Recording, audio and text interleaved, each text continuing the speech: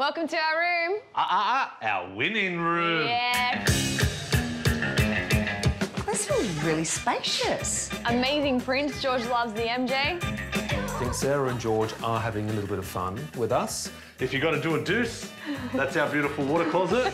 The strength of this is definitely the simplicity. I must admit, I love that little black sink. But wait, there's more. Welcome to my kids' room. Come on in. Whoa! Look how cute. Oh. This is our beautiful teepee. This is for sleeping. There's lots of room for activities.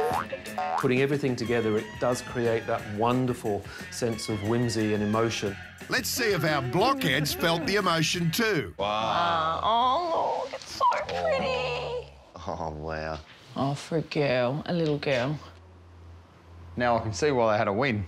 And the girls' room got our teens thinking about home. Makes me miss my kids. Yeah. Lola would love this room, wouldn't she? Yeah. Isla would like this room. Imagine how much Frankie would love this room. Oh, my God. She would completely love it. This room makes me miss Frankie. I know, me too. Look how beautiful this is. Yeah, they deserve it. Are you right?